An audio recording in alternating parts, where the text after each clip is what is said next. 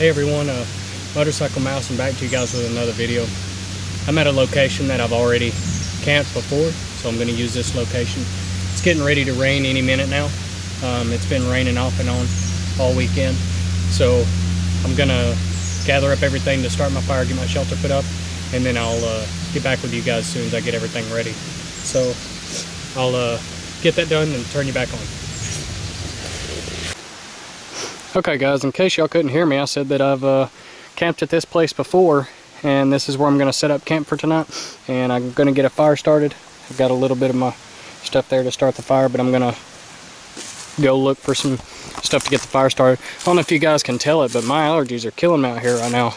But that's a good thing about springtime. I mean, look around, see all this stuff growing?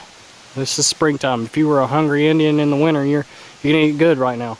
You got wild garlic growing, you got dandelions growing, you got wild onions growing. Anytime you're around water like I am, you can find cattails. There's no reason to go hungry out here. You can, you know, there's plenty to eat. So, alright, I wanted to explain something real quick, guys, while I was walking. Alright, if you're in a location like this and you need your tinder bundle, there's not really much dead dry grasses. Well, what you'll do is you'll find the live grasses like that right there, and anytime there's live grasses, you guys see that? It's dead grasses. That's what I'm going to get right there. So that's what I'm out hunting for right now, so I can get my tinder bundle started here. Is I'm going to get these dry grasses like this, and then that's what I'll use to start my fire. The trick to doing it when it's wet like this out here to getting a fire started is to do it right the first time and make sure that you have a really good fire lay. Today I'm going to use a man-made fire starter.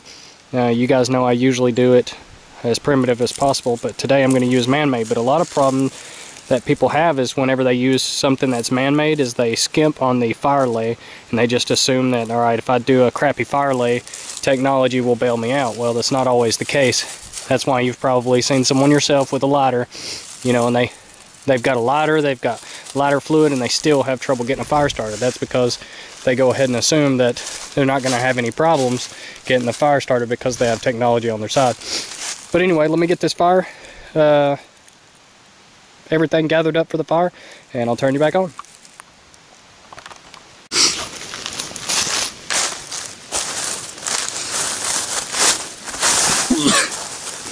God. Somebody get my baby out the nap.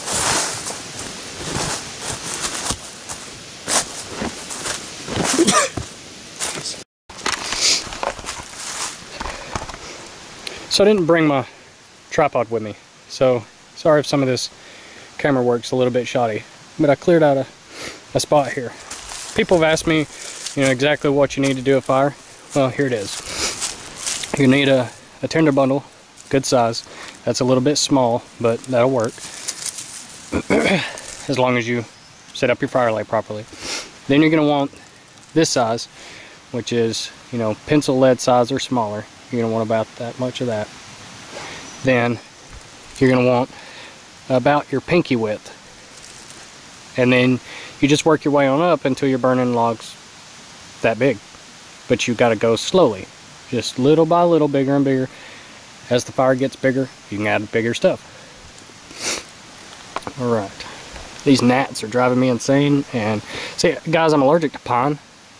To the pine pollen. Let me show you something. Pine, pine, pine, pine, pine, pine, pine. It's amazing that I have this as a hobby. Alright, I'm going to pick a good angle and do this fire, and then get some food going, get my shelter up, and I'll be back.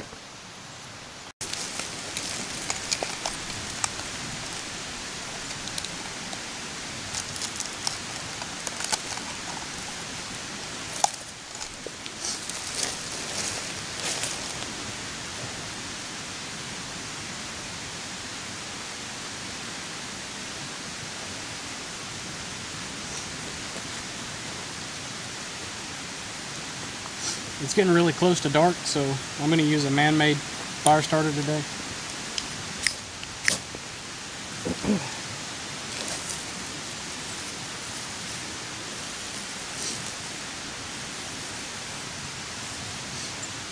which is, I'm just going to use a cotton ball.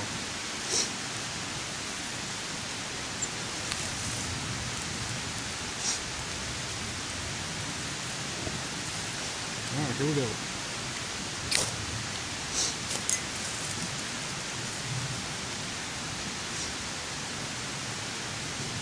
I won't smother it too quick.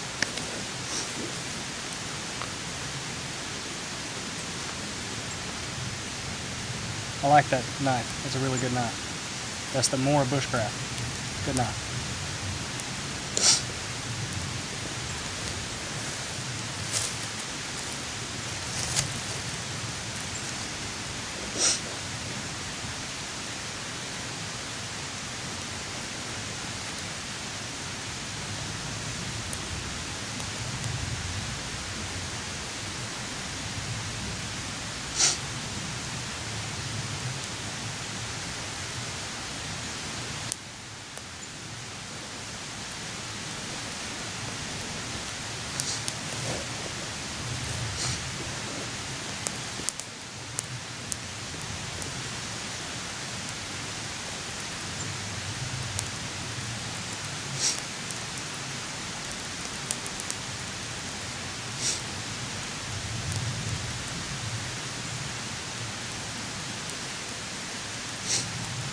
At this point, the key to this is patience, especially when it's this wet. The last thing you want to do is smother it out.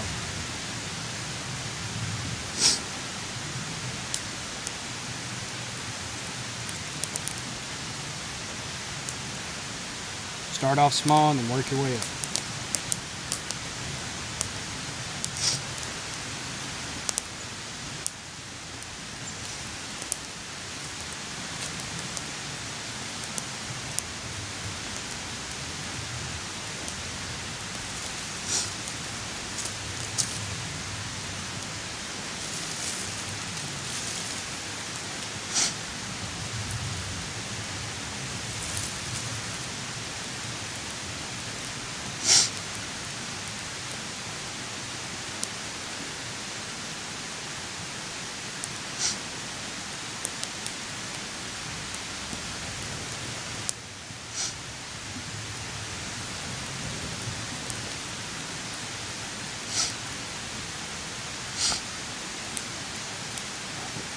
That's a lot of moisture. See all that smoke? That is a ton of moisture. This obviously isn't going out, so put the rest of my put on here and go find fuel wood.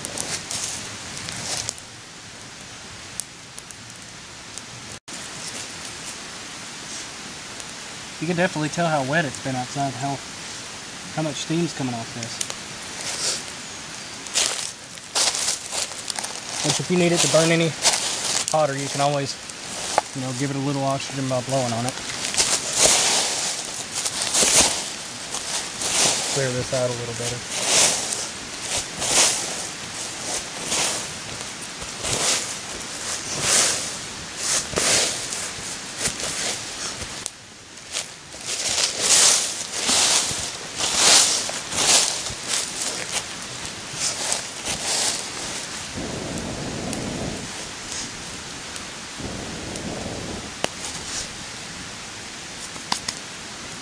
Alright, I'll get my shelter put up and then I'll turn you guys back on.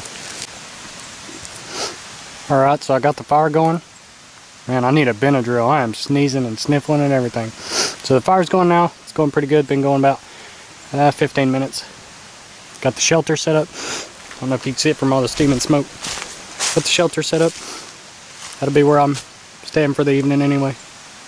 And now it's time to go make food. The trash bags, by the way, whenever it's raining, I put them under that mat so that I don't end up soaked. I have the waterproof MSS sleep system, but I don't know, it's just another layer of protection. Whenever you got to pack up in the rain, it sucks packing up a bunch of wet stuff and then pulling it out later and having to dry it out and all that. So I just bring 2 of the 50-gallon drums with me. They also work as a shelter, rain catchment, all sorts of other things. So anyway, that's the setup that I'm using today.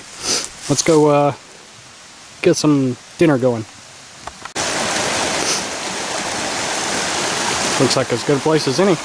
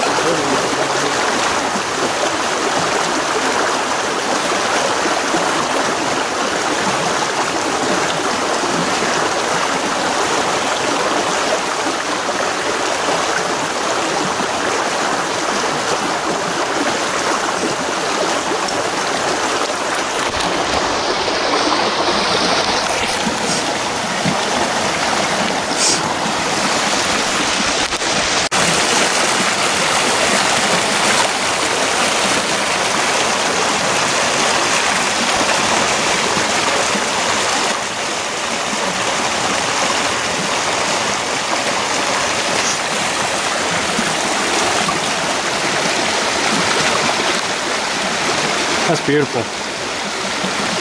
All right, let's get back. This is hard to do with one hand, but let's see if I can. I'm gonna have to set the camera down.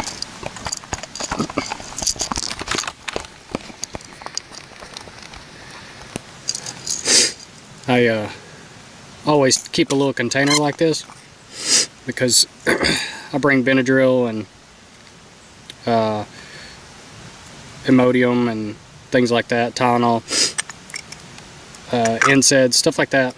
I take with me to the woods a small little package like this because, you know, just for situations like these. This is like that 1 of the 2 weeks out of the year that I end up having real bad allergies, so I have to take these with me or suffer the consequences. Oops. Boom.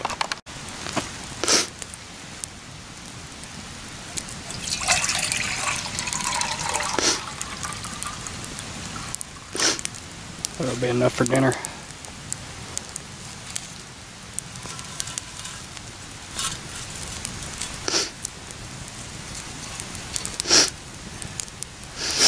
Little ashes won't hurt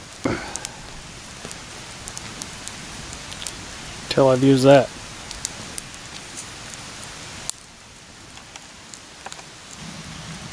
You know, one of the best things about summertime is you don't need a huge fire. You're not making this fire for warmth. So you can, you know, do a small fire like this, keep it, you know, this small, you know, as compared to my hand.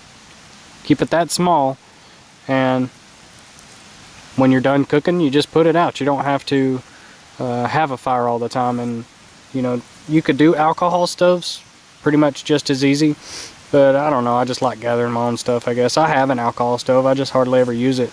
Maybe if I had one that held, like as much as the Pathfinder store, their little alcohol stove, if it held that much, I'd probably carry one. I probably need to look at getting one of those, but I don't know, I just like doing it the old-fashioned way. But, you know, during the summer, you don't have to have a huge fire. You just, you know, this much, you boil your food, or, you know, make your food. I'm about to lose this here. Ooh, that's warm. Ooh, that's warm. Let me, you guys are watching a crisis unfold here. There we go. Let's get that out of my finger here.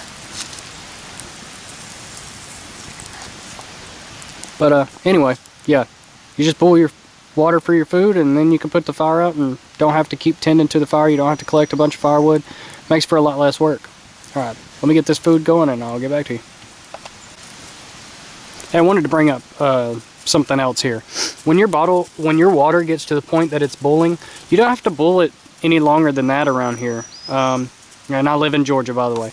Once it gets to the point that it's boiling like that, it's already gone through the entire temperature range and killed everything that's going to be harmful for you. Cytosporidia, Girardia, anything like that. Now that I have a, well, you guys just watched the rolling bull happen, but now that I have that, I can take this off. Take this off the fire, let it do its thing when I put my food in it. And that's perfectly safe drinking water, and I can put this fire out now. Just thought I'd bring that up. There's a lot of people that think you got to keep this on there for 5 minutes. That's not the case. I'm gonna put it back while I'm getting my food, but you guys will see it'll go back to a rolling bull pretty quick now. All right, let me put my food in it. Yummy. These are the little $1 rice sides. These things are delicious. Yum. If you could smell that, it would smell just like chicken and broccoli. So, I know I probably look funny clean shaven now that you guys have seen me with a beard. I'll try to speak up. I know the volume on this thing is crap. I wanted to tell you guys a few things that I recently changed in my pack. I went from a large Alice pack, now I'm at a medium Alice pack. I added the MSS Sleep System carrier to the bottom. That's how I'm able to do that, because I hardly ever carry anything other than my sleeping bag in the actual pack. It's just a bunch of small stuff in there, so why carry a large if you don't have the sleeping bag in there? So now my pack is a lot slimmer, a lot less awkward to carry. You guys probably saw it as I walked in. I filmed a little bit of me walking in. I have nods now, so I can walk around at night, hunt at night. There's a lot of coyotes around here, and They wake me up about 2 or 3 every morning, so sometimes I hunt those. You can hunt them all year round around here. Also, I went from an LBE to a vest. I'm going to try that out for a little while. I figured I could carry a little bit more, you know, ammo and things like that. It's my kit's kind of mixed between the old and the new. I know you guys have noticed that, but you don't need half of what I carry. Most of it's comfort items. I don't need all the stainless steel canteens and cups and kits, but as much as I'm out here, why make it out of the woods if I can go ahead and carry it and it doesn't weigh that much? But it is good to know how to make it if you don't have it. I'm sniffling a lot less now. I'm clapping for myself for bringing Benadryl to the woods. I'm allergic to half the stuff around here. You wouldn't think this would be a hobby for me. Other than that, that's about it. I just wanted to let you guys know, you know, obviously I'm doing videos again. I'm able to move around and stuff. The bike is finally fixed. That turned out to be nothing but a simple little cord. Broke a wire, and it was behind the frame, so we couldn't find it. That ended up being expensive to find, but very cheap to fix. Other than that, guys, I'll get back to you as soon as I can with another video. Y'all know I'm out here pretty often. Had a lot going on lately. Became state president of an organization, and I'm still doing the survival thing, and still have a full-time job, so there's a lot going on. So I want to talk about something else real quick I saw in the video. Look at this receding hairline and the bald spot. Yeah, my family genes are biting me in the ass. Thanks, Dad. Actually, I just remembered, thanks, Mom. You get that gene from your mother. Mother's Day is coming up soon, though, so I won't pick on her too bad about that. And her birthday is coming up in 2 weeks.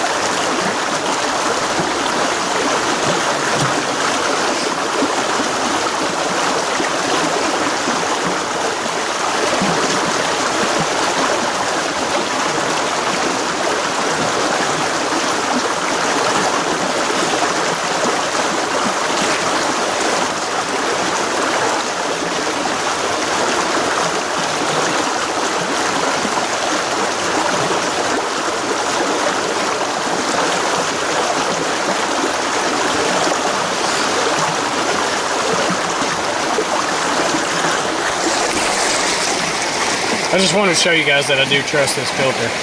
That you don't always have time to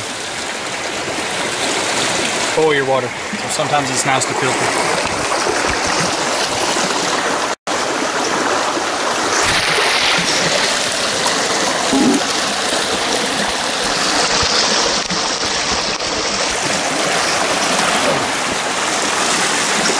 Slippery.